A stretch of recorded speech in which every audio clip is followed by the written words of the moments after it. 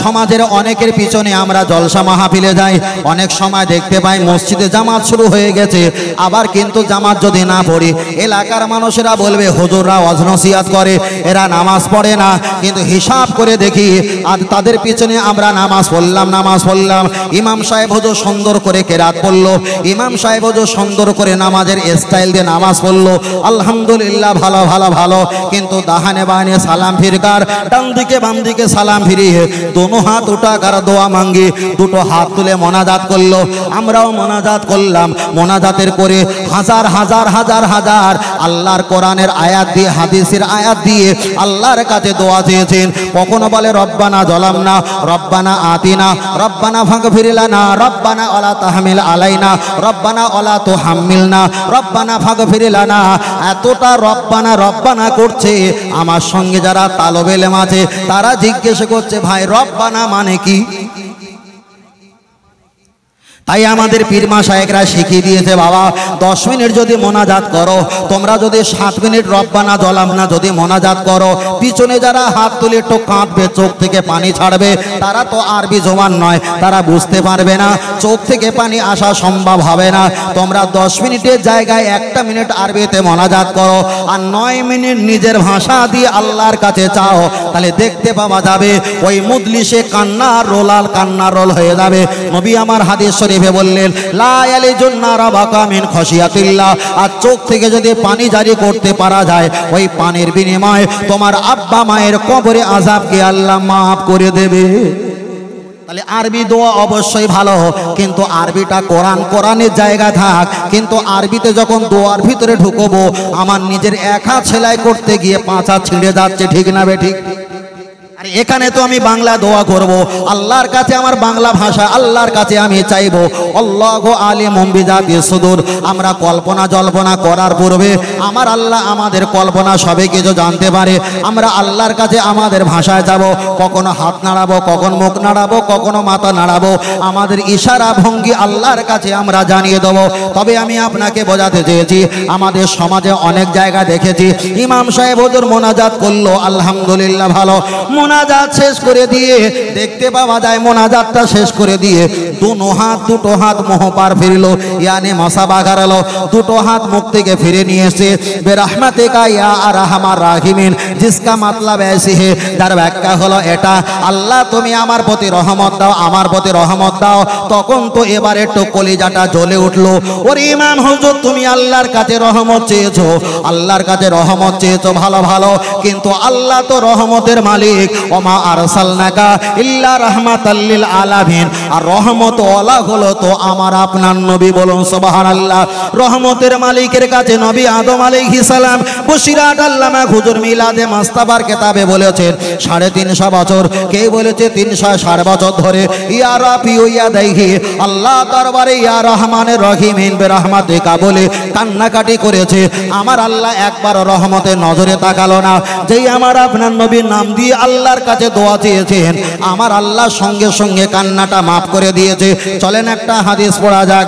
আল্লাহর নবী বলেছেন কুল্লু নবিয়্যিন মাসুম, কুল্লু মানে বহুবচন, সমস্ত নবীগণ নিষ্পাপ বেগুনাহ মাসুম। তাহলে বেগুনাহ মাসুম নবী যদি 350 বছর রহমত চেয়েছে, আল্লাহ যদি রহমত না দেয়, আমার আপনার নবীর কারণে যদি আল্লাহ রহমত দেয়, তাহলে নবীরা হলো আমাদের শিক্ষক, আমরা হলাম তানাদের ছাত্র।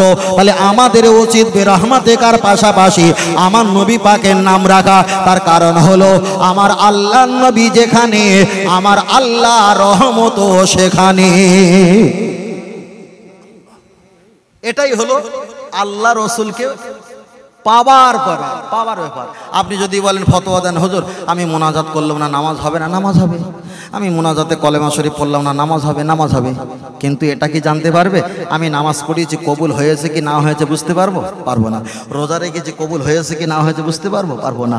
জাকাত দিয়েছি কবুল হয়েছে কি না হয়েছে বুঝতে পারবো? পারবো না। কিন্তু আমি যদি নবীর মহব্বত করি, নবীর যদি দিদার পাওয়া হয়, তাহলে বুঝতে পারবো যে আমার এই নবীর মহব্বতটা কবুল হয়েছে, নবী রাজি হয়েছে, আল্লাহ রাজি হয়েছে, আমার নবী দিদার নসিব হয়েছে। বলেন সুবহানাল্লাহ। পৃথিবীতে হাজার ইবাদত বোঝা যায় না, কিন্তু নবীর মহব্বত করলে এটা শিরায় শিরায় উপশিরায় বুঝতে পারা যায় যে এটা কবুলিয়াত হচ্ছে বলে রিয়াকশনটাই চলছে। কিন্তু হাজার ইবাদত কবুল যদি নাও হয় আপনি কিছুই বুঝতে পারবেন না। আল্লাহ চলেন আপনার কাছে বলা যাক, লক্ষ্য করে দেখা যায় তাহলে মোনাজাতটা বেরহমাতিকা ইয়া আরহামার রাহিমিন বলছেন অবশ্যই ভালো ভালো। আর পশ্চিম পাড়ার ইমাম সাহেব উনি যখন নামাজ পড়ালেন আলহামদুলিল্লাহি রাব্বিল আলামিন বলে মোনাজাতটা শেষ করলেন, অবশ্যই ওটা ভালো। কিন্তু আপনাদের মাঝের পাড়ার ইমাম সাহেব কলেমা শরীফ পড়ে লা ইলাহা ইল্লাল্লাহ মুহাম্মাদুর রাসূলুল্লাহ বলে মোনাজাতটা শেষ করলেন। তিনটে কলেমা তাসবিহ হলো, একটা হলো লা ইলাহা ইল্লাল্লাহ, একটা হলো বেরহমাতিকা, একটা হলো আলহামদুলিল্লাহি রাব্বিল আলামিন। তিনটে তাসবিহ নিয়ে আমার নবীর দরবারে চলে যায়। ইয়া রাসূলুল্লাহ হাবিবাল্লাহ, তিনটে ইমাম সাহেব তিন রকম তাসবিহ পড়েছে। এখন কোন তাসবিহটা সবচাইতে ঈমানের পক্ষে ভালো, কবুলিয়াতের পক্ষে ভালো, আল্লাহ এবং রাসূলের পক্ষে সুবিধা কোনটা বলে দেন। দয়ার নবী আমার বলেছেন আফদালুল ইবাদাত ইবাদাতে সালাত, সবচাইতে বড় ইবাদত হলো নামাজ। ইমাম সাহেব তুমি নামাজ পড়ো? হ্যাঁ বাবা নামাজ পড়ি। কেন? নবী বলেছে বড় ইবাদত, নামাজটা মাথায় রেখেছো। আল্লাহ নবী পরে বলেছেন আফদালুত তিলাওয়াত তিলাওয়াতুল কোরআন, সবচাইতে বড় তেলাওয়াত হলো আমার আল্লাহর কোরআন। ইমাম তুমি কোরআন পড়ো? হ্যাঁ আমি কোরআন পড়ি। তাহলে বড় ইবাদত নামাজ পড়ো ভালো, আবার ওই নামাজের ভিতরে কোরআন পড়ো, তাহলে বড় ইবাদতও চলছে, বড় তেলাওয়াত কোরআনও চলছে। নবী আমার পরে বললেন আফদালুজ যিকরি যিকরি লা ইলাহা ইল্লাল্লাহ মুহাম্মাদুর রাসূলুল্লাহ। তাহলে মোনাজাতের শেষে বেরহমাতিকা কেন হলো? তাহলে নবী বলেছে বড় ইবাদত, এটা তুমি বুকে নিয়েছো। নবী বলেছে বড় তেলাওয়াত, তুমি কোরআন এটা বুকে নিয়েছো। আর নবী বলেছে বড় যিকরি লা ইলাহা ইল্লাল্লাহ, এটাই তুমি ছেড়ে দিয়েছো। রাসূল তো এটাই প্রমাণ করতে চেয়েছে সেই জামানায় মানুষের ভিতরে ইসলাম থাকবে, আর আমাকে সরিয়ে দেওয়া মানে ফাকাদ আসাল্লাহ, আমার আল্লাহ তাদেরকে রহমত থেকে সরিয়ে দেবে। আল্লাহ নবী পরে বলেছেন মান আতানি, আমাকে নিলে ফাকাদ আতাল্লাহ, আমার আল্লাহকে আমার আল্লাহ তাকে নিয়ে নেবে। বলুন সুবহানাল্লাহ। আর একটু জোরে বলেন। চলেন আমি আপনাকে বোঝাতে চেয়েছি, লক্ষ্য করে দেখা যায় তাহলে একদিকে নবী পাকের মহব্বতের কথা বলছিলাম। নবী মুসা আলাইহিস সালামের ব্যাপারটা আপনারা শুনেছেন। আবুল হারেসা নবী পাকের নামটাকে সরিয়ে দিল, আমার আল্লাহ তাকে গোসাপ বানিয়ে দিল, ওটা ছিল ভিন্ন, আমি ছেড়ে দিলাম। কিন্তু আমার আপনার নবী মুহাম্মদ সাল্লাল্লাহু আলাইহি ওয়াসাল্লাম তিনি একটা হাদিস শরীফে বললেন লা ইউমিনু, তোমরা অতদিন ঈমানদার হতে পারবে না হাত্তা আকুনা আহাব্বা ইলাইহি মিউ দেখি ও অলা দেখি, তোমার ছেলে মেয়ে, তোমার বাপ মা, আলাগম টাকা পয়সা, আনফুসাগম নিজের জীবন জৈবনের অপেক্ষায় যতদিন না আমাকে সবচাইতে বেশি ভালো না বাঁচতে পারবে, ওই ব্যক্তিটা পূর্ণাঙ্গ ঈমানদার হতে পারে না। তাহলে ইমাম সাহেব নামাজকে ভালোবেসেছে, ইমাম সাহেব কোরআনকে ভালোবেসেছে, বক্তা আলেম হাদিসকে ভালোবেসেছে, কিন্তু মুহাম্মদুর রাসূলুল্লাহ ছেড়ে দিয়েছে। আর রাসূল বলেছে পূর্ণাঙ্গ ঈমানদার হতে গেলে আমাকে বেশি না ভালোবাসা দিতে পারলে ওই ব্যক্তি তো ঈমানদার হতে পারবে না। ওই জন্য অনেক জলসায় যাই, তাদের পিছনে নামাজ পড়ি, আবার মসজিদের খুঁটি কিংবা কলম থাকলে সেখানে অন্না ফেলে দিয়ে আলাদা নামাজ দোহরাতে হয়। তার কারণ আমি তো নামাজ পড়েছি, এটা দুনিয়ার সিস্টেম, নতুন করে নামাজ পড়ছি। আমার নবীর নাম না থাকার কারণে আমি যে নবীকে ভালোবাসি এটাই হলো তার প্রমাণ। আল্লাহ আল্লাহ। কারোর সঙ্গে যদি হিংসা করো, নবীর মহব্বতের কারণে হিংসা করো, তাহলে সওয়াব আছে। যদি কারোর সঙ্গে বন্ধুত্ব করো, নবীকে পাওয়ার জন্য বন্ধুত্ব করো, তাহলে সওয়াব আছে। অযথা কাউকে ঘাড় বেঁধিয়ে কাঁধ বেঁধিয়ে বাইকটা ঠেলে দিয়ে, গাড়ি ঠেলে দিয়ে, মই ঠেলে দিয়ে ঝগড়া করবেন না। কেন? সব রাস্তা দেখালি হুজুরি হুজুরি পান খাওয়ায়। কত বুঝতে পেরেছেন? পেট্রোল পাম্পে এও ঢুকেছে, সব পান খাওয়ায়। লাস্টে পড়ে আপনার কিন্তু এক হাত সেলাই করতে গিয়ে 6 হাত ছিঁড়ে গেছে। এখন আমি ঠেকান ভাই। ওই জন্য বলছি ভাই, কারোর বিরুদ্ধে কিছু বলবে না, কারোর বিরুদ্ধে করে কিছু বলবে না। নিজে নিজেকে নিয়ে ভাবো, নিজে নিজেকে নিয়ে ভাবো। এটা পৃথিবীর সিস্টেম, পৃথিবীর সিস্টেম। বারবার করে বলছি ভাই, পৃথিবীর সিস্টেম। সব জেলায় জেলায়, সব শহরে শহরে, সব মাহফিলে মাহফিলে, সব গোপনে গোপনে হুজুর সব এক জায়গায় ওয়াজ মাহফিল বলিনি বলে তাই। আর বাড়ি এসে বলতেছে বলে ওর একদম পিন্ডি চটকে শেষ করে ফেলি। বাবা কি দরকার, কি লাভ, কত টাকা দেয় মাসে তোমার? কিচ্ছু হবে না। চলেন আমি আপনাকে বোঝাতে চাই, খুব ভালো করে খেয়াল করবেন। তাহলে একদিকে বললাম নবী পাকের মহব্বতের কথা বললাম, এবার আমি আপনার কাছে একটাই কথা বলছি, আপনার কাছে আমি শেষ করে কথা বলছি। আমি এক সময় মালদা জেলা বক্তব্য দিচ্ছিলাম, বক্তব্য দেওয়ার আগে মাগরিবের আগে পৌঁছেছে, মাগরিবে নামাজ পড়লাম, মাগরিবে নামাজ পড়েছি, নামাজ পড়ার পর ইমাম সাহেব ডান দিকে সালাম ফিরিয়েছে। এবার তো আমরা বাম দিকে সালাম ফিরাবো, আর বাম দিকে সালাম হয় না, আমাদের তো ওটা টার্নিং নিয়ে অভ্যাস হয়ে আছে। বাম দিকে মারলাম আসসালামু আলাইকুম রহমাতুল্লাহ, দেখলাম সবাই তো আমার দিকে তাকিয়ে আছে। আমি বললাম এটা আবার কোন ভেজাল, শুনেছি কিন্তু ডাইরেক্ট হিট একবারও হয়নি। নামাজটা শেষ হয়ে গেল, গুটি পাই ইমাম সাহেবের কামরা গিয়ে মশাবা করলাম, বললাম ভাই আপনি কোন মাযহাবের মানুষ? উনি আমাকে বললাম আমি কোরআন আর হাদিস মানি।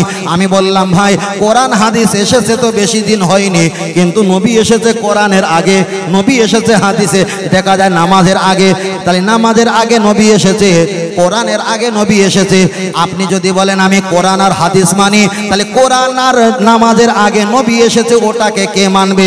চলেন আমি আপনাকে একটাই কথা বলছি, লক্ষ্য করে দেখা যায় ইমামকে বললাম হুজুর আপনি ডান দিকে সালাম ফিরিয়েছেন, বাম দিকে সালাম ফিরালেন না, কি ব্যাপার আমাকে একটু খুলে বলো। আমাকে জিজ্ঞাসা করছে তুমি কি আলেম? আমি ধরে নেন 1.5 পাতা মতো।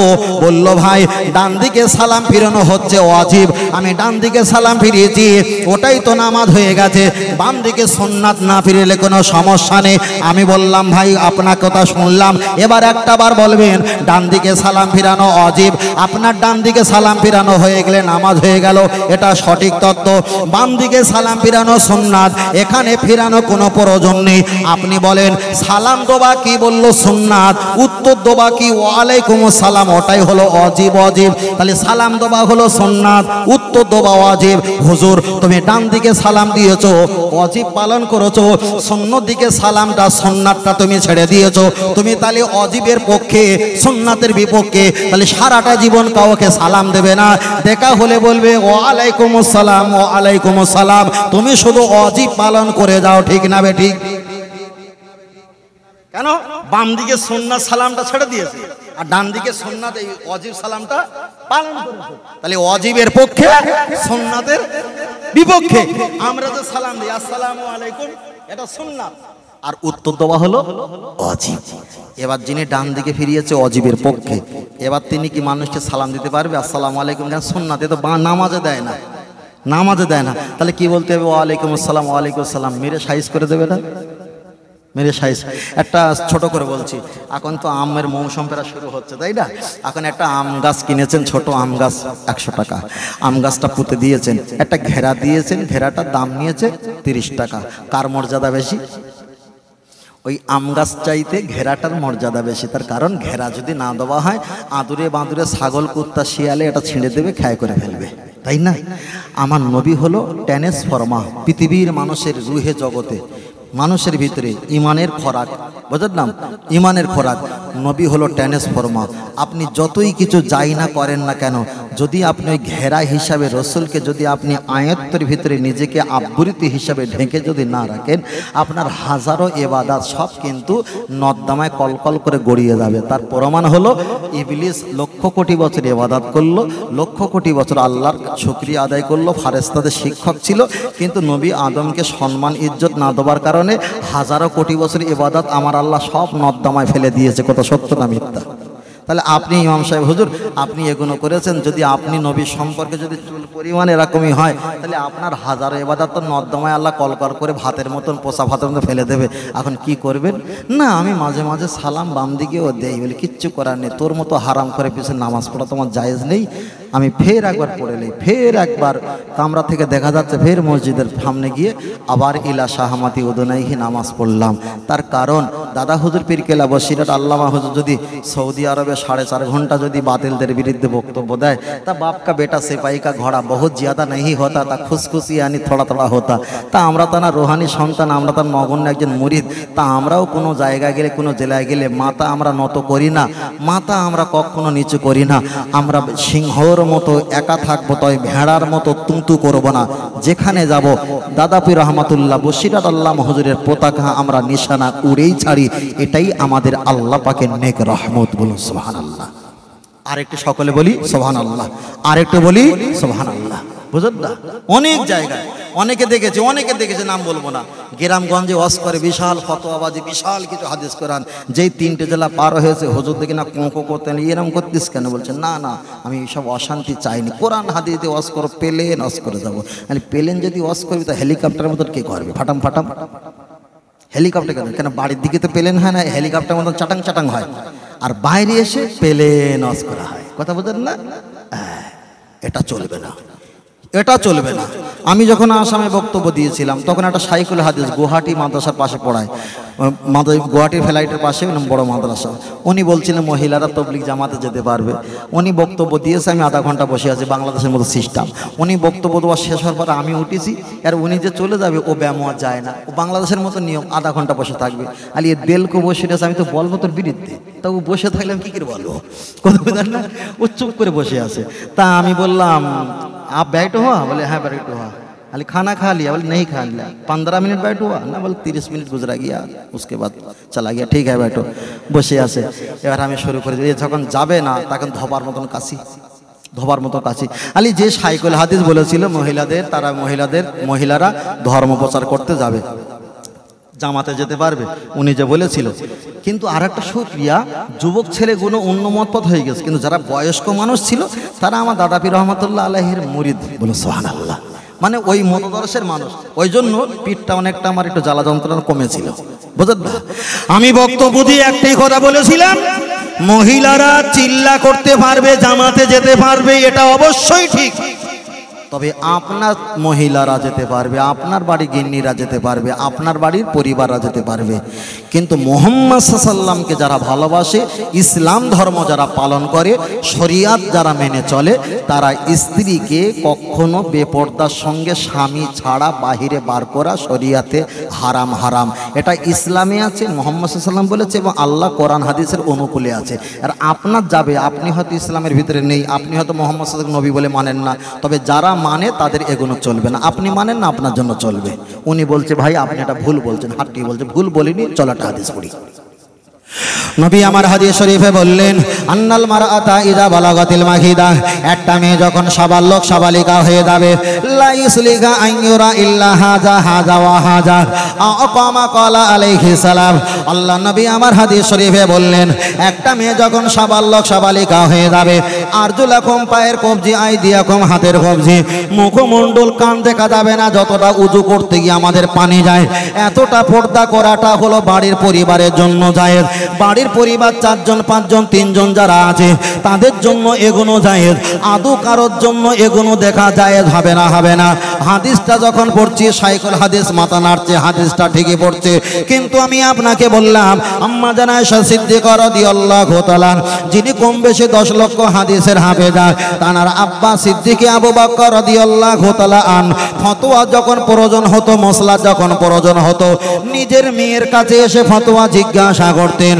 সাহাবাদের যখন প্রয়োজন হতো ফতোয়া মসলা হাদিসের, সাহাবারা তারা আড়ালে এসে আম্মাজানকে সালাম দিয়ে ফতোয়া ভাড়ায় জিজ্ঞাসা করে তারা আবার চলে যেতেন। কিন্তু আম্মাজান আয়েশা সিদ্দিকা রাদিয়াল্লাহু তাআলা একবারও মদিনার কোনো নারীর বাড়িতে গেল না, একবারও মক্কার কোনো নারীর বাড়িতে গেল না। এমনকি দয়ার নবী তিনি আমার ওসিয়াত করে চলে গেছেন, ও আমার বিবিরা জেনে রেখে দাও, আমি রাসূলুল্লাহ দুনিয়া থেকে ওফাত নিয়ে চলে যাব, আমার অবর্তমানে খবরদার মক্কা শরীফে হজ করতে যাবে না, খবরদার মদিনা শরীফে কখনো তোমরা জিয়ারাতে যাবে না, খবরদার মক্কা কাবা বাইতুল্লাহ হজের মৌসুমে যাবে না। আম্মা জান দিগাকে নবীকে বললেন, নবী আমার বললেন, আমি যতদিন বেঁচে আছি আমার সঙ্গে হজের কাজ করবে, আমি চলে যাওয়ার পর কখনো তোমরা হজের মৌসুমে ফাঁকা বার হবে না। নিজের স্ত্রী দিগাকে নবী যদি বলে যায় আমার অবর্তমানে কখনো মক্কায় হজের কাজে যাবে না, আমার অবর্তমানে কখনো তোমরা কোথাও যাবে না, এটাই যদি রাসূল পাকের হাদিস হয়ে যায়, তাহলে যেসব মহিলারা ধর্ম প্রচার করার জন্য আদরে বাদরে রাস্তার মতো এমাতা অমাতা চলে যায়, না না, আমি আপনাকে বলবো এমন ইসলাম নবী আমার রেখে যায়নি, এমন ইসলাম নবী সাহাবারা রেখে যায়নি, এমন ইসলাম আর দেখা যায় তাবি আহবা মুস্তাহিন রেখে যায়নি, এমন ইসলাম খোলাফায়ে রাশিদিন রেখে যায়নি। এটাই হলো দুনিয়ার বানানো ধর্ম, এটাই হলো দুনিয়ার মানুষের কাল্পনিক ধর্ম। আর যিনি ধর্ম বানিয়েছে ওই হুজুরের নাম হলো মাওলানা ইলিয়াস।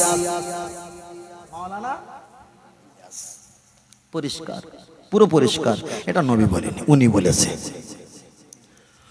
ও আমার বাপজিরা, বিষয়টা ওটা ছিল না, বিষয়টা ছিল আমার নবী পাকের সম্পর্কে ছিল, নবী পাকের নামের সম্পর্কে ছিল।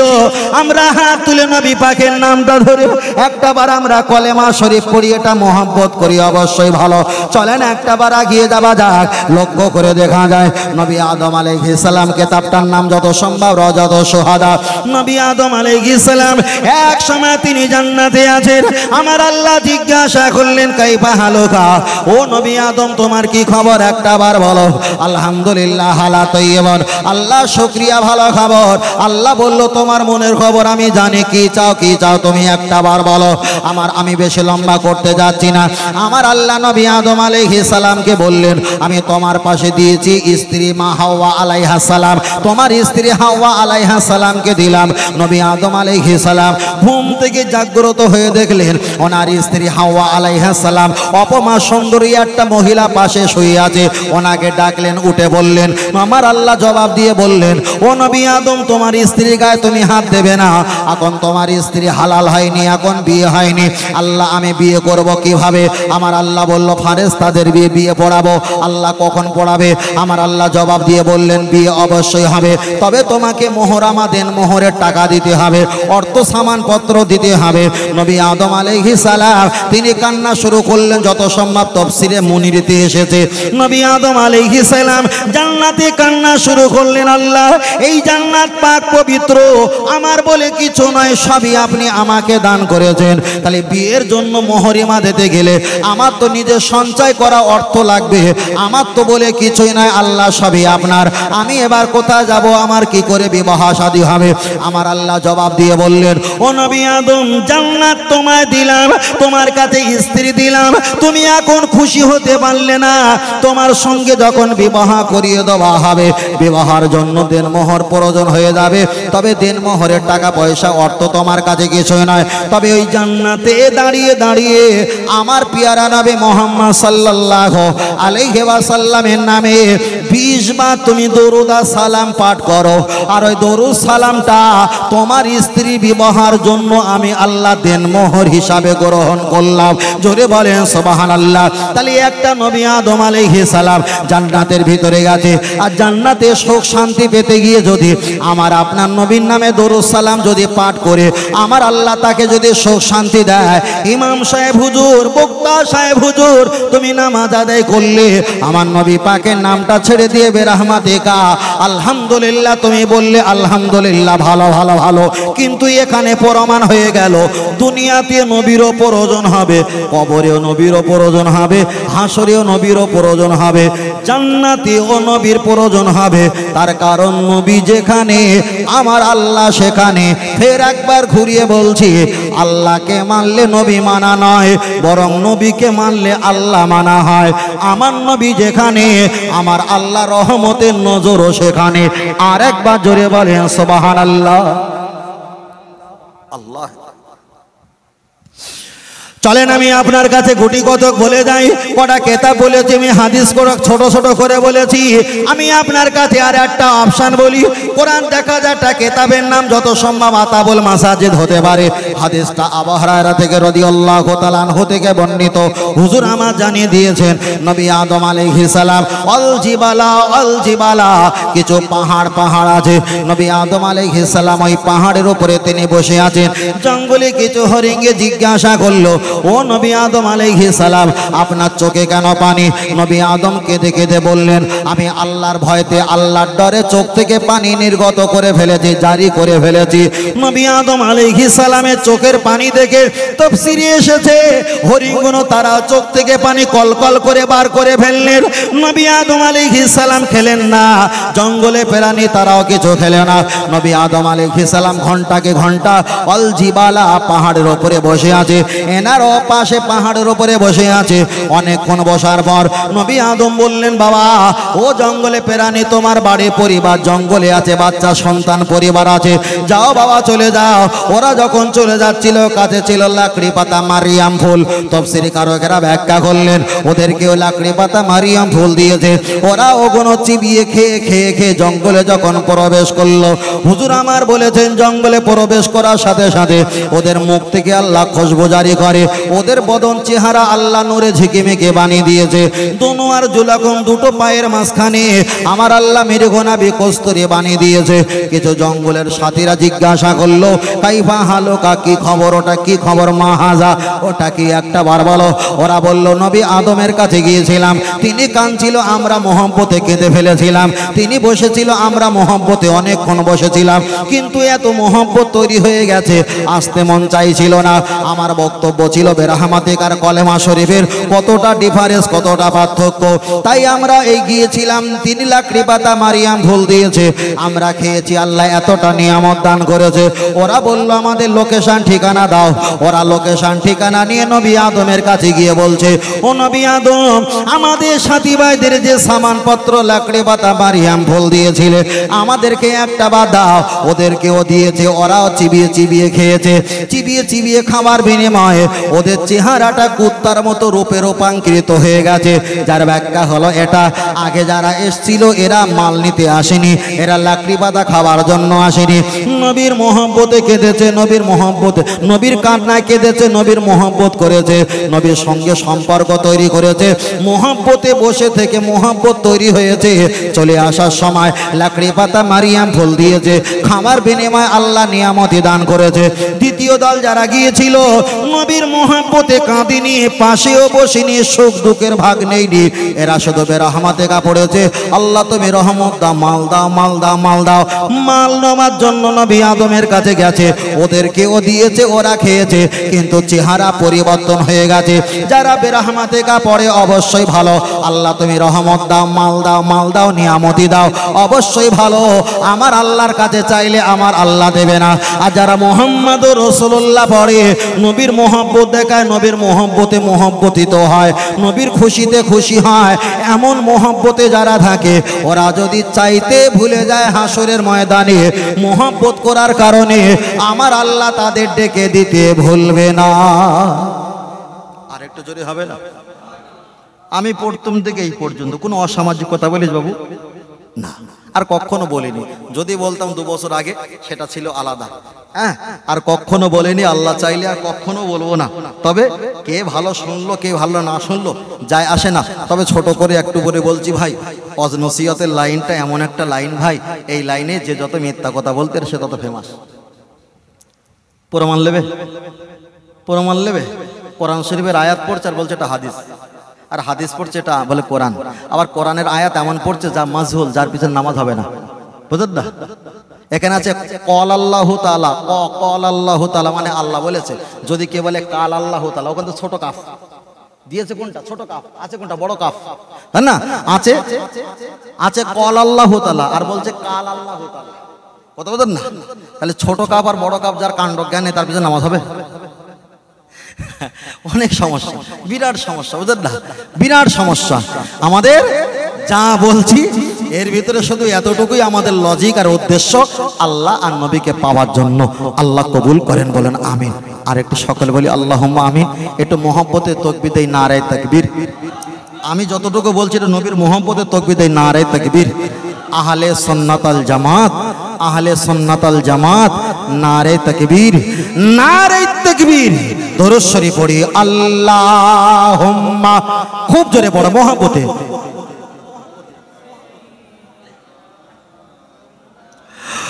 ও আলা আলি সাইয়্যিদিনা।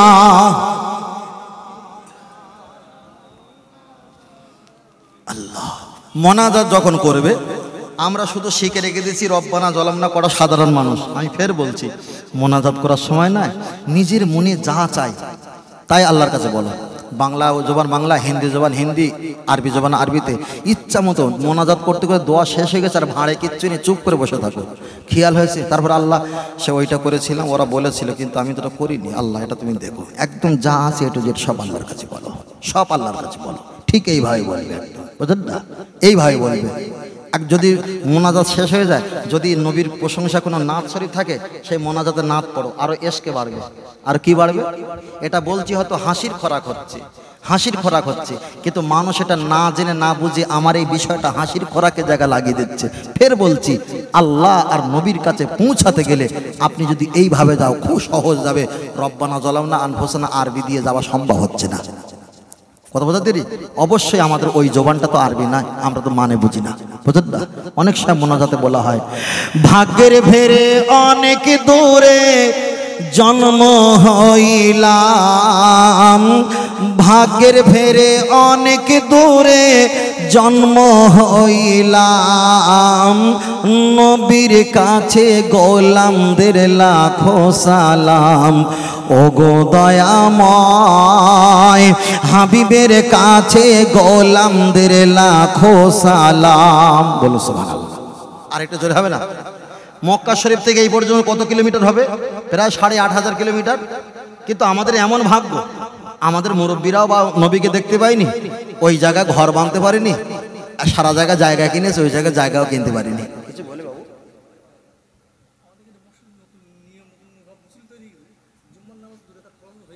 আচ্ছা আচ্ছা আচ্ছা ঠিক আছে, আমরা যেটা বলছি একটু বলে নেই, তারপর বিষয়টা যাচ্ছে, বিষয়টা যাচ্ছে। আল্লাহ, হ্যাঁ, খুব ভালো জিনিস। ভাগ্যের ফেরে অনেক দূরে জন্ম হইলাম, নবীর কাছে গোলামদের লাখো সালাম। ওগো দয়াময় হাবিবের কাছে গোলামদের লাখো সালাম। চেহারা মোবারক ও নবী কত যে সুন্দর, দেখে কত কাফের হলো মুসলমান। রাদিয়াল্লাহু আনহুম ওয়া রাদু আন, জান্নাত যাহাদের প্রতিদান। আসহাবি কান্নুজুম হাদিসে পেলাম, আসহাবি কান্নুজুম হাদিসে পেলাম, নবীর কাছে গোলামদের লাখো সালাম। ওগো দয়াময় হাবিবের কাছে গোলামদের লাখো সালাম। অয়েস করনি পাগলে নবীজির পাগল, মাজার শরীফ যার ওমানে, নবীজির জুব্বা মোবারক পেয়েছেন যিনি, নবী নবী সব সময় জবানে। আমরা সবাই হতে চাই হাবিবের গোলাম, আমরা সবাই হতে চাই হাবিবের গোলাম, নবীর কাছে গোলামদের লাখো সালাম। ওগো দয়াময় হাবিবের কাছে গোলামদের লাখো সালাম। বলেন আমিন। আরেকটু সকলে বলেন আল্লাহুম্মা আমিন। আরেকটু সকলে হবেন আল্লাহুম্মা আমিন। আল্লাহু আকবার। আল্লাহ। মসজিদে নামাজ পড়ার পর বিশেষ করে আমাদের এখন হাওয়া আসছে, আপনি বসেন। হ্যাঁ হ্যাঁ হাওয়া আসছে, এমনি ঘাম দিচ্ছে। মসজিদে নামাজ পড়ার পর 2 রাকাত ফজরের নামাজ যখন হয়ে যায়, ইমাম সাহেব হুজুর পড়ায়, আমাদের এখান থেকে কলকল করে বার হয়ে যায়। কিন্তু আমাদের এই মসজিদ হলো, আমাদের এলাকা হলো বসিরহাট আল্লামা হুজুরের এলাকা, ঠিক না বেটি? বসিরহাট আল্লামা হুজুরের কেতাবি এলাকা, শুধু এলাকা না, কেতাবে মসলার এলাকা। কিন্তু শস্যের ভিতরে সমস্যা তো এইটা, সমস্যা এইটা হয়, কারণ হলো এইটা, এইটা হওয়ার কারণটা হলো এইটা। কি বিষয়টা? কারণ বিষয়টা হলো মসজিদে আজান হয় কিসের জন্য? নামাজের জন্য। অনেক জায়গায় দেখেছি মসজিদে আজান দিয়ে দিয়েছে, আজান দেওয়ার পরে তারপরে এইবারে বক্তব্য শুরু হচ্ছে। কিন্তু এটা আমাদের সুন্নাতুল জামাতের সঠিক নিয়ম না। সঠিক নিয়ম হলো আজানের পূর্বে বক্তব্য দাও, আজান হবে সুন্নাতগুলো পড়া শুরু করে দাও। এবারে সিস্টেম করতে হবে, মসজিদ কমিটিতে সিদ্ধান্ত করতে হবে যে নামাজ পড়তে হবে, আখরি জোহরে নামাজ পড়ে বার হতে হবে। আর আখরি জোহর নামাজ পড়লে না পড়লে নামাজ হবে কি না, কতটা নামাজ পড়তে হবে, এ সম্পর্কে ইমাম সাহেব হুজুরকে বললো পর্যাপ্ত পরিমাণ 2 সপ্তাহ 3 সপ্তাহ ধরে বক্তব্য করো। আখরি জোহরটা কেন পড়বে, ছেড়ে দিলে কি সমস্যা আছে, এই বিষয়টা ভালো করে বক্তব্য দিতে হবে। আর সবচাইতে বড় ব্যাপার হলো এখন হলো ডিজিটাল ব্যাপার হলো কি, একদম ঘড়ি ধরে গোসল করবে, ঘুম থেকে উঠে মোবাইল ঘেটে ফ্রি ফায়ার পাবজি খেলে ঝুম করে উঠলো, চুল ঝাড়া মারলো, টুপিটা নিল, নিয়ে আস্তে করে মসজিদে চলে আসলো। কিছু বলে বাবু?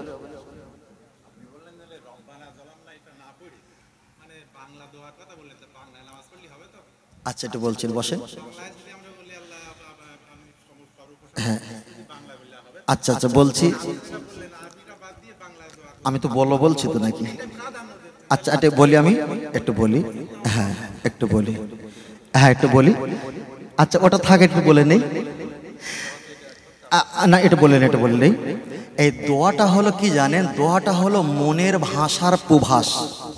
এটা নামাজের কোনো অংশ নয়। নামাজের ভিতরে 13টা ফরজ, কে বলে 14টা, আমি ধরে নিলাম 13টা, ঠিক আছে। নামাজের ভিতরে তো আমি বাংলা কথা বলছি না, নামাজের বাহিরে কথা বলছেন না, নামাজের বাহিরে সালাম দেওয়াটা সুন্নাত। এটা কিসে দিতে হবে? আরবিতে। মাইয়েতকে দাফন কাফন দিতে হবে কিসে? আরবিতে, তাই না? আজান দিতে হবে কিসে? আরবিতে। নামাজ পড়তে হবে কিসে? আরবিতে। নবীকে সালাম দিতে হবে কিসে? আরবিতে। আসসালামু আলাইকা ইয়া আইয়ুহান নবিয়্যু কিমাসসালাতু আসসালামু আলাইকা ইয়া রাহমাতাল লিল আলামিন, আরবিতে। কিন্তু দোয়া যদি আরবি ছাড়া যদি বাংলা করা যদি একদম না যায়, আমি ফের বলবো অধিকাংশ 10 মিনিট দোয়া করলে 3 মিনিট আরবি থাকে, 7 মিনিট বাংলা থাকে। আপনার নিয়তটা আরবি করতে পারেন, আবার বাংলায়ও, নামাজের নিয়ত, কিসের নিয়ত? নামাজের। বাংলায়ও করতে পারেন, আরবিতেও করতে পারেন, ইংলিশ জবান হলে ইংলিশ, ফারাসি হলে ফারাসি, বিভিন্ন ভাষায় করতে পারেন, ঠিক আছে। ওটা নামাজে ঢুকছেন। কিন্তু নামাজের মোনাজাতটা হলো নামাজের কোনো সম্পর্ক না, এটা নামাজ শেষ হওয়ার পরে। জরুরি আছে মোনাজাত করলেন না, জরুরি নেই মোনাজাত করলেন। এটা আপনি বাংলায় করতে পারেন, আরবিতে করতে পারেন, কোনো সমস্যা নেই। সমস্যাটা আমি বলেছি তাসাউফ লাইনে, আমি যে আল্লাহর কাছে কাঁদবো, ইমাম সাহেব রব্বানা জলাম না আতিনা ফিদ দুনিয়া করেছে, আমি তো ও ভাষাটা বুঝতে পারছি না। ফের বলেছি করুক অল্প, কিন্তু বাংলার প্রভাবটা যেন বেশি থাকে, কথা বলেছিলাম না? করুক, যে 7 মিনিট আরবি করবে, 3 মিনিট বাংলা করবে, কান্না দরজা খুলবা তখন মোনাজাত শেষ হয়ে যাবে, এটা আমি বলিনি। আরবি থাকবে, তবে বাংলাটা বেশি থাকবে। কেন? আল্লাহর কাছে আমি যখন চাইবো, কিভাবে চাইবো? বাংলাতে চাইতে হবে, তাহলে আমার চাওয়া পাওয়াটা পর্যাপ্ত পরিমাণ হবে, পুরো সময় অধিকারটা ভালো করে আল্লাহর কাছে চাইতে পারবো। কিন্তু আরবিতে যখন মোনাজাত করব, রব্বানা হে প্রভু জলামনা জুলুম করেছি আনফুসানা নফসের উপরে ওয়াইল্লাম তাগফিরিলানা, আমাকে ক্ষমা করো, অতারা হামনা রহমত করো, লানা কুনান্না গজব দিও না, মিনাল খসরিন জাহান্নামে যাব। আচ্ছা এতটা ব্যাখ্যা মুসল্লিরা বোঝে না। এটা সাধারণ মানুষের জন্য বলেছি।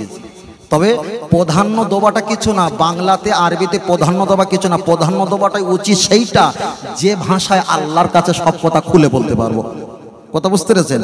তবে যদি কোনো সমস্যা হয়, আপনার এলাকায় কোনো ভালো মুফতি থাকলে, আমি এখন আধা ঘন্টা আছে, কল লাগান, উনি যেটা বলবে মনে হচ্ছে সেটাই মান্য দেবো, নাকি ভুল বলছি? বুঝলেন না? তবে আরবিতে করবেন কেন? আমরা বুঝি না, তবে বাংলাটা বেশি করে করবো, আল্লাহর কাছে চাওয়া পাওয়ার পরিবারটা বেশি হবে, বুঝলেন না? বেশি হবে। আমি আরবি বিরোধিতা করিনি বড় ভাই, করিনি, বুঝলেন না? একটু বুঝতে, ওই জন্য বলেছি না, আমার বক্তব্যটা খুব ভালো করে বুঝতে হবে। কেন? কোনো ফজিলতের কথা বলিনি, শুধু বলেছি আল্লাহর কাছে পৌঁছানোর কথা, বুঝলেন না? আমার চিঠিটা ডাক্তারের কাছে দিয়েছেন, ডাক্তারের কাছে ইংলিশে দেন না বাংলায় দেয়? ইংলিশে দাও তো।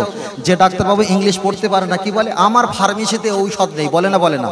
আবার ওই চিঠিটা নিয়ে প্রেসক্রিপশনটা নিয়ে অন্য ডাক্তারের কাছে যাই, ও যখন পড়তে পারে বলছে হ্যাঁ আমার কামরায় আছে, চট করে ফেটে দিল। তাহলে ভাষার সমস্যা হচ্ছে না, হয় না? হচ্ছে তো। তাহলে যে ইংলিশ পড়তে পারে না সে বলেছে আমার কাছে মাল নেই, আর যে পড়তে পারে সে বলেছে আমার কাছে মাল আছে। তাহলে আল্লাহর কাছে আমি কি ভাই বলবো? আল্লাহ আমার এইটা দাও, ওইটা দাও। বড় মেয়ে হসপিটালে গিয়েছে, খালাস হবে, আর মাত্র 24 ঘন্টা বাকি আছে, আল্লাহ তোমার কাছে দোয়া করেছি। বলেন আমি আরবিতে এই ভাষা বলতে পারবো না? তাহলে আমার মনের কল্পনা জল্পনা আমার আল্লাহর কাছে সব খুলে বলতে হবে। কতটা ক্লিয়ার হলো বাবু? রাগ করেছেন নাকি? একদম ক্লিয়ার। আরবিতে করবেন, তবে বাংলাতে আল্লাহর কাছে বেশি চাইবে, নিজের ভাষা দিয়ে। নিজের ভাষা দিয়ে, বুঝলেন না? মুসিবতে হচ্ছে, ফিলিস্তিনে মুসিবত হচ্ছে, আর ওরা একটা দোয়া পড়ছে না, ওরা বারবার আরবিটা দোয়া পড়ছে, সেই দোয়াটা আমরা বারবার শুনছি, কিন্তু সাধারণ মানুষ সেই আরবির মানেটা কি, লব্জটা কি মানুষ বোঝে না। ওরা ওই ভাষার মানুষ, ওই ভাষা চাচ্ছে। আর আমরা কি বলবো, এই লা ইলাহা ইল্লা আনতা হুজুর বলে দিয়েছিল, মানুষ এইটে পড়ে, এইটে শুধু পড়ি, কিন্তু তাৎপর্য মানেটা আমরা বুঝতে পারি না। তারপরে আল্লাহ হেফাজত করো, আল্লাহ হেফাজত করো, তখন লা ইলাহা পালায়, লা ইলাহা ইল্লা আনতা সুবহানাকা ইন্নী কুনতুম পালিয়ে যায়। তখন কি হয়, আল্লাহ হেফাজত করো, আল্লাহ ভাষাও, এরকম হয় না? হয় না? নিজের ভাষাটা আল্লাহর কাছে বাহির হয়ে যায়। এটাই হলো সবচেয়ে গ্রহণযোগ্য, বুঝলেন? সবচেয়ে গ্রহণযোগ্য, ভালো করে বুঝতে হবে। চলে চলে চলে আল্লাহ আল্লাহ। তাহলে মসজিদে যারা আসে নামাজ পড়তে, ওরা 2 রাকাত ফরজ নামাজের অপেক্ষা করে, 2 রাকাত ফরজ নামাজ হয়ে গেলে চলে যায়। আমাদের এলাকার মসজিদে সমস্যা ছিল, ইমাম সাহেবের সঙ্গে মসজিদের কমিটির সঙ্গে কটা আলেম ওলামা এলাকা হাফেজ ছিল, তাদের সঙ্গে আলোচনা করে গেটে তালা মারা শুরু করে দিয়েছে। একদম উঠবে ঢোকো এতটা আর ঢোকো 12, যে কটা মাল ঢুকে গেছে গেটে তালা মারা, একদম আঁকড়ি জোর হয়ে গেছে, দাঁড়িয়ে সালাম কিয়াম হয়ে গেছে। তারপরে এবারে তালা খুলে দিলাম, গড় গড় করে চলে যা, সারা বছর আসলি না আসলি দেখার দরকার নেই, কিন্তু যতক্ষণ হয়েছিস বাঁটে দুধ ছিল 2 বালতি ভর্তি করে নিয়েছি। কথা বুঝতে পেরেছেন? এটা আপনাদের দায়িত্ব নিতে হবে, এটা আপনাদের দায়িত্ব নিতে হবে। মসজিদে যারা আসবে তাদেরকে বলে, বাবা আখরি জোহরটা পড়ো, আখরি জোহর পড়ো। ইমাম আশরাফ আলী থানভী রহমাতুল্লাহ আলাইহি, তিনি মনে হচ্ছে বেহেশতে গাওয়ারি এক জায়গায় বলেছে আখরি জোহর পড়বে, কিন্তু তিনি নিজেই পড়তেন না। তিনি বলেছে সুন্নাত হবে না ওয়াজিব হবে না ফরজ হবে, না সুন্নাতে গায়রে মুআক্কাদা, না সুন্নাতে মুআক্কাদা, না সুন্নাতে সাহাবী, না সুন্নাতে নাহাবী। তিনি বলতে পারতেন না, মানে তিনি পড়তেন না। তিনি বলেছে ভালো আলেম বুজুর্গ দেখিয়া পরামর্শ করিয়া তোমরা এটা সমস্যার সমাধান করিয়া লইবে। তা আমাদের বড় আলেম হুজুর বলতে কে, দাদা পীর রহমতুল্লাহ বসিরহাট আল্লামা হুজুর, ওনারা বলেছে আখিরি জোহর না পড়লে বছরে 52টা জোহরের নামাজ কাজা হয়ে যাবে। তাই আমরা তানাদের দিকে তাকিয়ে জোহরের নামাজ হিসাবে আমরা পড়ি, বাবা জুম্মা নামাজের পর আখিরি জোহরের নামাজটা পড়বে, আখিরি জোহরের নামাজটা পড়বে। আখিরি জোহর মতলব হলো কি, আখিরি বলতে শেষ, জোহর মানে দ্বীপ প্রলয় হয়, মানে জোহরের নামাজ যে প্রতিদিন যেটা পড়েন ওই নামাজটার নাম হলো আখিরি জোহর। কথা বোঝাতে পেরেছি? জোহরের নামাজ যেটা প্রতিদিন পরে ইমাম হুজুরের পিছনে, কিংবা আপনি একা একা 4 রাকাত, ওইটার নামে একটু রং টং করে ডিজাইন করে দিয়েছে আখিরি জোহর, কিন্তু ওইটাই হলো জোহরের নামাজ। কত বুঝতে পারেন ভাই? ওটা আখিরি জোহর মানে আসমান থেকে কোনো নামাজ আসেনি ভাই, ওইটি হলো জোহরের নামাজ, ওইটি হলো আখিরি জোহর। এটা আপনাকে পড়তে হবে। কেন পড়তে হবে? আমাদের এখানে মসজিদ করা আর না করা নিয়ে ফতোয়ার সমস্যা আছে, ফতোয়ার সমস্যা আছে, এখানে জুমা মসজিদ হবে কিনা, ওই জন্য সন্দেহযুক্তর কারণে আখিরি জোহর নামাজটা পড়তে হবে। ছেলেদেরকে বলবো আখিরি জোহর নামাজ পড়বে, না পড়লে আপনার জুম্মার নামাজ হবে।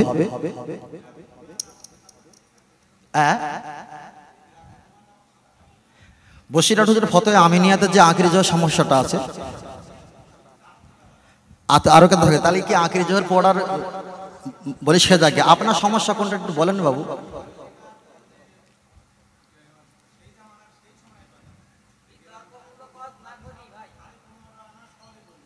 আচ্ছা আচ্ছা, সে জাগে।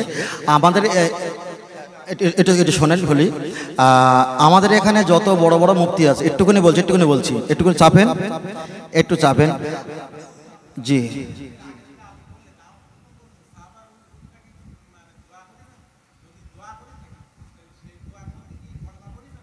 আচ্ছা আচ্ছা আচ্ছা আচ্ছা, ঠিক আছে ঠিক আছে, শেষ কথা, মাশাআল্লাহ।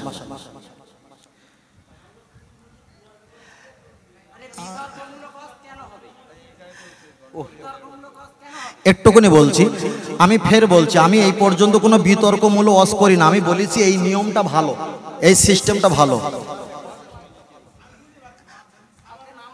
একটুখানি ফের বলছি, আমি যেটা বলছি বেরাহমাতিকা পড়াটা ভালো, নবী আদম পড়েছিল, ওটা আল্লাহ কবুল করেনি। আমার আল্লাহ যেটা কবুল করেছে, বসিরহাট হুজুরের মিলাদে মোস্তফার কেতাবের নাম বলেছে যে এই বিষয়টা যদি থাকে তাহলে আমরা এই রাস্তা গেলে ভালো হবে।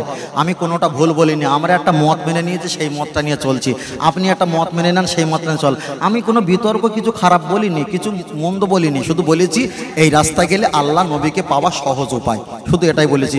আপনি সেটা নিতে পারেন নাও নিতে পারেন, আপনার কাছে আমি চাপিয়ে দেয়নি বাবু, আমি চাপিয়ে দেয়নি। কথা বলতে না, আমি ফের বলছি, এতটুকু বলছি, আমি হানাফি মাযহাব আহলে সুন্নাত ওয়াল জামাত ফুরফুরা বসিরহাট আল্লামা রহমাতুল্লাহ আলাইহি এই পথ মতের উপরে যান। যতটুকু বলেছি তার কিতাব অনুযায়ী বলেছি, যতটুকু বলেছি আমাদের পীর মুর্শিদা যেভাবে বলেছিল সে কথা বলেছি। যদি ভালো লাগে সেটা আপনি মান্যতা দিতে পারেন, ভালো না লাগে মান্যতা দিতে পারবেন না, সেটা আপনি ছেড়ে দেন। তবে মতানৈক্য ওয়াজ কেন হবে এ জবাব দিতে পারবো না, কেন আমাকে আগে বলা দরকার ছিল। আর মতানৈক্য ওয়াজ আমি করিনি, আমি করেছি নবীর পক্ষে, নবীর কাছে যাওয়ার পক্ষে। ঠিক না বেঠিক? বুঝলেন না?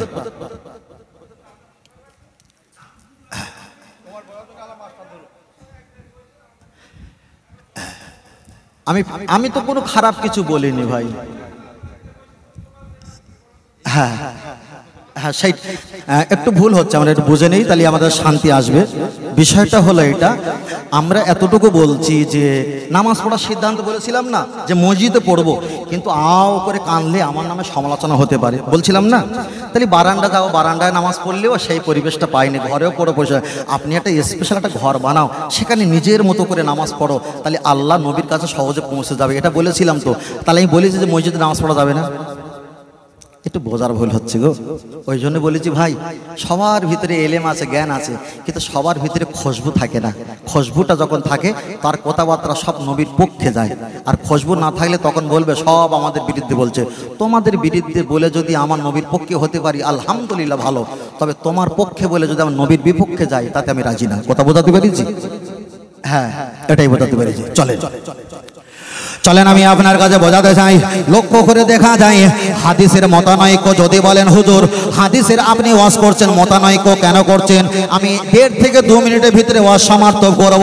মতানৈক্য আমি করিনি।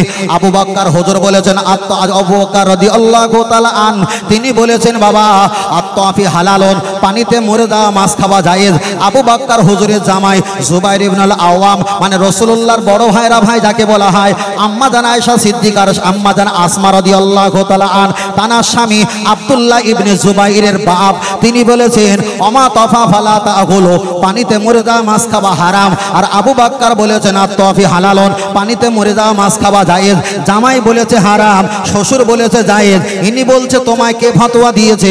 আবু বকর হুজুরের বড় জামাই বলছে আল্লাহ নবী আমাকে বলেছেন ও জুবাইর ইবনে আল আওয়াম ওমা তাফা ফালা তাগুলু, খবরদার পানিতে মরে যাওয়া মাছ খাওয়া খাবে না, ওটা হারাম। আল্লাহ নবী সাহাবা আবু বকর বললেন আত-তাফি হালালুন, আল্লাহ নবী আমাকে বলেছেন পানিতে মরে যাওয়া মাছ তুমি খাবে, এটা হলো জায়েজ। তাহলে শ্বশুর বলছে যাবে, জামাই বলছে যাবে না, দোহাই দিচ্ছে নবীকে।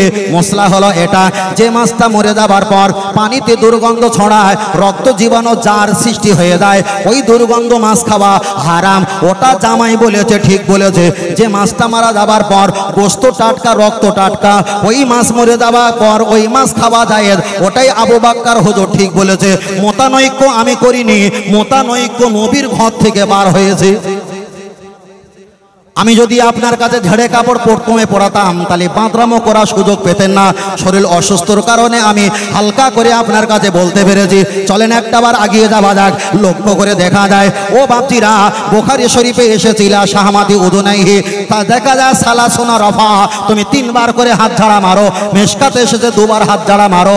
আবার অন্য হাদিসে যে রফা দাইন রুবা, তোমরা 4 বার করে হাত ঝাড়া মারো। তাহলে বুখারীরটা নিলে মিশকাত রাগ করবে, মিশকাতেরটা নিলে মুসলিম রাগ করবে, আপনি কোনটা নেবেন? কিন্তু রাসূল বলেছেন তোমরা 3 বার করে 4 বার করে হাত ঝাড়া মারো। ওটাই ছিল যারা বগলে ঠাকুর রাখতেন তাদের ঠাকুর ফেলে দেওয়ার লক্ষ্যে নবী আমার 4 বার করে হাত ঝাড়তে বলেছেন।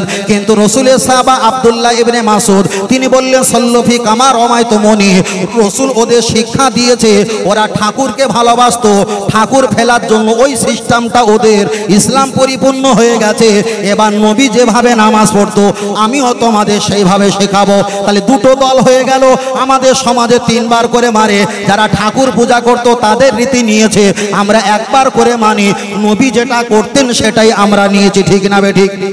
চলেন আমি আপনাকে বোঝাতে চেয়েছি, হাদিসটা বুখারীতে এসেছে আন-নুখরিজাহুন্নাল হাইয়াদ, মেয়েদের যদি ঋতুবতী হয়, মেয়েদের যদি রক্ত নির্গত হয়, তথাপি যেন ওরা মসজিদে গিয়ে নামাজ পড়ে। কে বলেছে?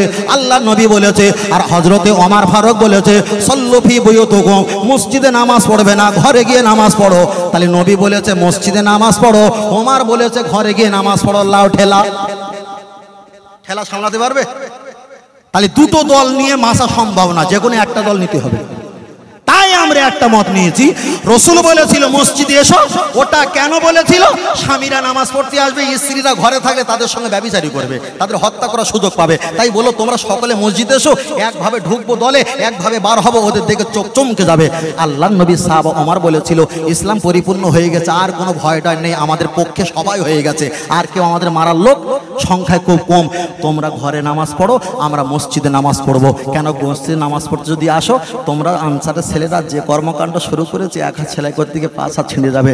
যারা মসজিদে নামাজ পড়াচ্ছে তারা একটা হাদিস মেনেছে, যারা মসজিদে নামাজ পড়তে দেয় না তারা একটা হাদিস মেনেছে। কথা বুঝতে পেরেছেন? আমরা কি তাদের বিরোধিতা করছি? বিরোধিতা করিনি। ফের বলছি, বুঝতে যদি না পারেন অন্তত শোনা শিখতে হয়। আগে বলেছিলাম না, আমার বক্তব্যকে বুঝতে পারে না বলে ভাই বুঝতে পারিনি, ভুল ধরতেও পারিনি, কোনটা কোন দিকে যায় বলেছিলাম না আগে। বারবার করে বলছি, আমার ভুল ত্রুটি হতে পারে, তবে আমি অসামাজিক কথা বলিনি, অসামাজিক কথা কখনো বলবো না, প্রথম থেকে এই পর্যন্ত এখনো পর্যন্ত বলিনি। তবুও যেটা বলেছি মতানৈক্য। গুড়গেল সাপ আমরা খাইনি, গুড়গেল সাপ মানে গোসাপ খাওয়া হাদিসে এসেছে। পঙ্গপাল আমরা খাইনি, ফড়িং পঙ্গপাল কিন্তু হাদিসে এসেছে। মেয়েদের খাতনা আমরা করাইনি, আমাদের খাতনা করায়নি, হয়তো বসিরহাট হুজুর লিখেছে মেয়েদের খাতনার ব্যাপার, খাতনা আমরা করাইনি কিন্তু হাদিসে এসেছে। ফের বলছি, আসরের নামাজ কয় রেকাত? 8 রেকাত। হাদিসটা বুখারীতে এসেছে আসরের নামাজ 10 রেকাত। নবী ঘরে গিয়ে পর্দা টেনে দিয়ে 2 রেকাত নামাজ পড়লেন। সাহাবারা বললেন আপনি 2 রেকাত পড়ে বিশাল খুশি হবে আর আমরা 2 রেকাত থেকে মাহরুম থাকবো। নবী বলছেন এটা আমাদের জন্য, এটা তোদের জন্য নয়। আমাদের নামাজ হলো 5 ওয়াক্ত, নবীর নামাজ হলো তাহাজ্জুদের নামাজ নিয়ে 6 ওয়াক্ত। মতানৈক্য যদি থাকতে হয় প্রথম থেকে বললি তাহলে ব্যাপারটা পরিষ্কার হতো। কথা বুঝতে পেরেছেন ভাই? মতানৈক্য আমি করিনি, কখনো করব না। তবে দাদা পীরের গোলাম, বসিরহাট আল্লামা হুজুরের গোলাম, আমি নবীর গোলাম এবং আল্লাহর গোলাম। আমি যতটুকু কথা বলি কোরআন হাদিস রেফারেন্স অনুকূলে বলি। তর্ক বিতর্ক করলে কোনো সমস্যার সমাধান হয় না। বুঝতে যেটা পারেন না, কিনতে যেটা পারেন না, কেনার যোগ্যতা নেই, টাকা পয়সা নেই, ও মালটা রেখে দিয়ে বাড়ি চলে যাওয়াটাই ভালো। তবে লোকরা লোকরিকে তীত না করাটাই উত্তম। কথা বোঝেন না? আসি একটু সালাম পাঠ করি। ইয়া নবী সালাম।